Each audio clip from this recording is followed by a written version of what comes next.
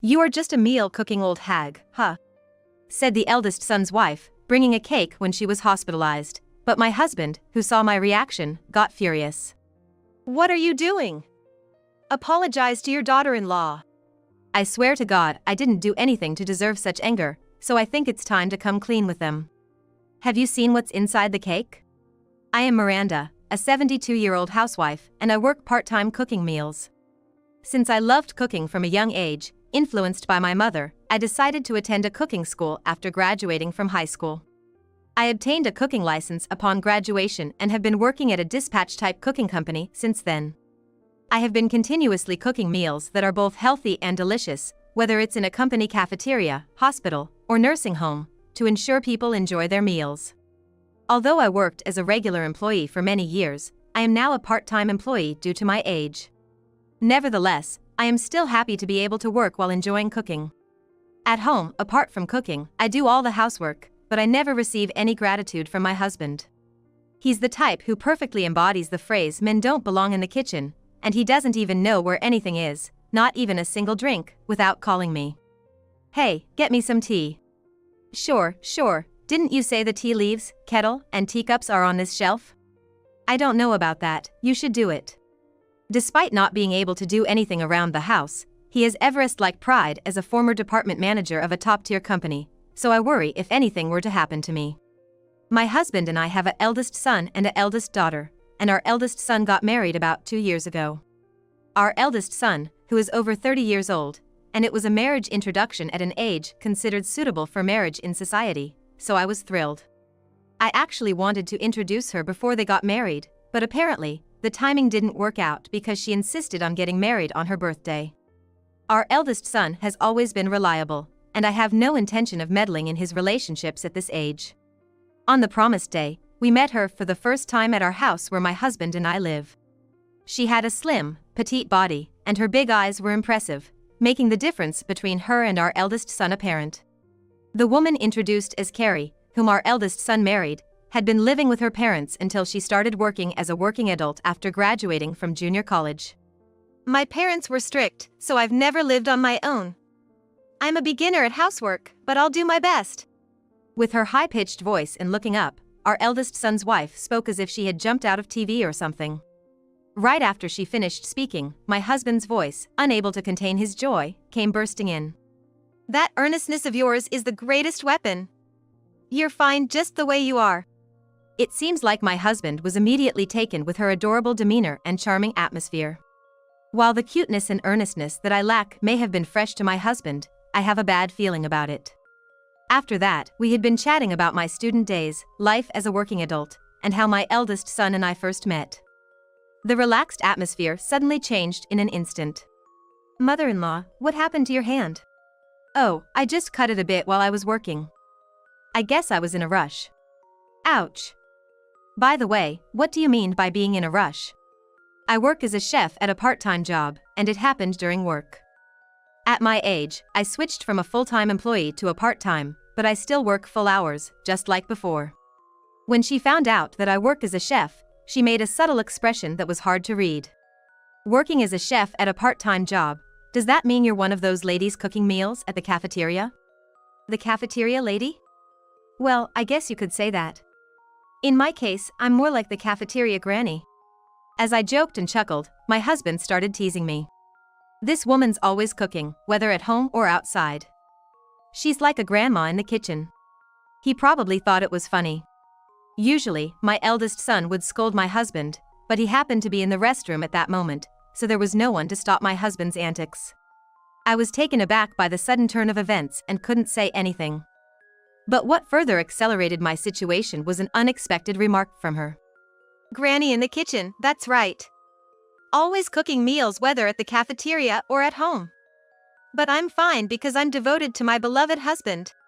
Her response left me speechless, and I couldn't find the right words to reply.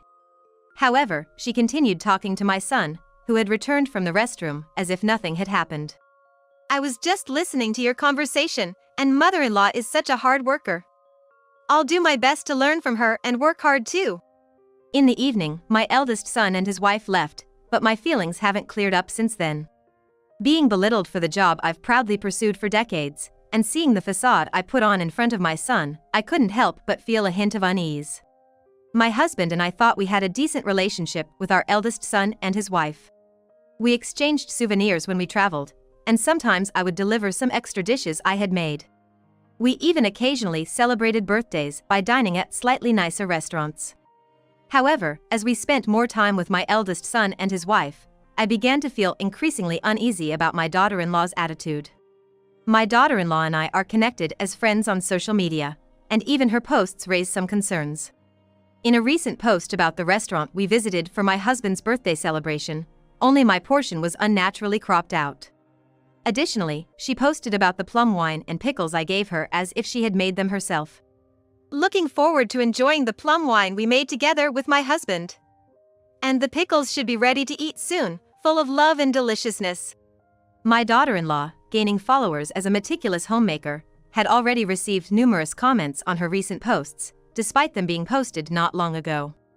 I stared at the screen filled with comments praising my daughter-in-law.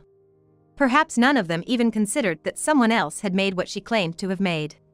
I couldn't help but wonder if she felt no shame in loudly claiming someone else's work as her own. Although I thought about it, since I wasn't directly affected, I lightly considered continuing to interact with her at a moderate distance in the future. However, I would soon realize that my daughter-in-law was far more dangerous than I had anticipated. I ended up being flagged in a health examination for a certain test item and had to be seen at a major hospital. After being examined at the hospital, I was diagnosed with cancer and had to be hospitalized for tests and treatment for a while. I'll be hospitalized for cancer treatment for a while. So, take care of things at home, okay?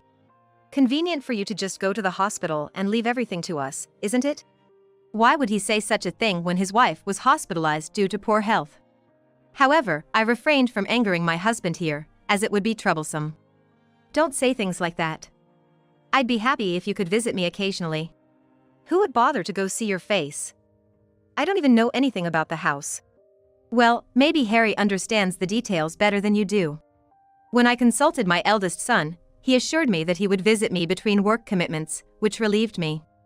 Since the day he said he would visit was still a few days away, I decided to gather laundry and other things to ask him to take care of. Then, there was a rattling noise, and someone entered. I heard from Harry and got worried, so I came to visit you, said my daughter-in-law, holding a white box from the pastry shop as she entered the hospital room. Oh, Carrie, you're busy too, yet you came to visit. Thank you for coming. Harry will also come next Sunday, but my husband, not at all. I'm happy you came. Then, Carrie, with a smile, placed a white box she brought on the bedside table. Get well soon and please enjoy the cake you used to like. I bought it for you. Thank you. Let's eat it together since you brought it. With a light wave of her hand, my daughter-in-law started preparing to leave. I have a few errands to run now. Please enjoy. Oh, there are 2 cakes in there, she said as she quickly exited the room. Despite some problematic remarks in the past, it was heartening to have her visit with a gift. It made me feel appreciated. Just then, my husband entered, almost as if in passing. You came? Yeah, just happened to be in the area. Carrie came just now, didn't she? He plopped down on the chair next to him as we talked. Yeah, she just left. Harry will come in a couple of days, but before that, she left cakes as a gift. She said there are 2, so would you like to have some? I offered. As expected of Carrie, always so considerate. I prefer cheesecake, he replied. At that moment, along with a sense of unease, I became convinced that a certain concern had been realized. I snatched the box back and tossed it into the trash bin at my feet, causing a crumpling sound as the box collapsed. Hey, what are you doing? Carrie went to the trouble of buying that cake for us. She picked out a cake for you, thinking of you. You're the worst. Are you trying to bully your daughter-in-law now? I immediately questioned my husband. Did you see what's inside the cake? No, I didn't. What's the matter? Still seeming unsure of what I was getting at. Don't go throwing around accusations of bullying. If you think it's bullying, then go ahead and try the other cake, the one you didn't pick, right here in front of me. I'm good, not a fan of whipped cream. If you'd been listening, who said anything about a whipped cream cake? My husband looked bewildered, as if he didn't quite understand what he was saying. I simply mentioned that there were 2 cakes. Yet, despite not even checking the contents, you decided on the cheesecake. Doesn't that seem strange to you? I don't know, I just thought it might be cheesecake. Seeing that he still hadn't grasped the gravity of the situation, I decided to spell it out for him. And furthermore, after that, I only said to try the other cake, not specifically the cheesecake. And what did you say in response? I don't know, what did I say? With a habit of looking away and laughing when caught off guard, it was obvious my husband was trying to cover something up. You said you didn't like whipped cream, so you said it was fine. It's as if you already knew there was both cheesecake and whipped cream cake inside. You're just nitpicking at words, trying to muddy the waters. Seeing his attempt to sweep the issue under the rug, I decided to press further. You haven't even opened the box, and it's not like the contents are visible from the damaged box. Yet, somehow you seem to know what's inside. It's clear you've already figured it out. Don't talk nonsense. I haven't seen Carrie buy the cake, so I absolutely don't know anything. Say whatever you want. Just try the cake that isn't the cheesecake. If there's nothing wrong with it, then apologize and get down on your knees for your bullying. At the mention of kneeling down, my husband's eyes sparkled as if seeing an opportunity for a reversal of roles. But this wasn't the end of what I had to say. If there's anything wrong with the cake, I'll call Carrie right away. Retrieving the cake box from the trash, I opened it to find, as my husband had claimed, a fruit cake generously adorned with both cheesecake and whipped cream. Despite being a bit crumpled, it seemed perfectly fine for a taste test. The cake is a bit crumbled, but it should be fine to taste. I place the fruit cake with plenty of whipped cream on a paper plate and hand it to my husband along with a disposable fork. As soon as my husband puts it in his mouth, he grimaces and mutters something under his breath. Ugh, salty. Gross. You said the cake is salty, right? I knew it. Then, as promised, call Carrie here. Right now. And if you say something strange when you call her, I won't let it slide. As agreed, my husband calls Carrie reluctantly. He's on the phone, and there's no sign of his usual cheerful demeanor. I, his wife, who probably saw through everything, am watching from the side. There won't be any fun. It's almost like reporting a failed strategy to the boss character as one of the minion characters. While thinking about that, Carrie enters the room. What's wrong? I got a call from father-in-law and rushed over, thinking something happened. Did I forget something? I'm such an airhead. Carrie probably doesn't know that her plan has been uncovered. I push the box containing the cake I just took out of the trash can towards Carrie. Yeah, you forgot something. The contents of this box belong to me, right? Of course. You said the cake made with the whipped cream here is delicious. You knew that I have taste disorders from cancer treatment, didn't you? Then Carrie, as if hearing it for the first time, puts her hand to her mouth with a surprised expression. Oh, really? I didn't know that. Since she still seems intent on feigning ignorance, I'll press her a bit here so she can't escape. My husband says this whipped cream is salty.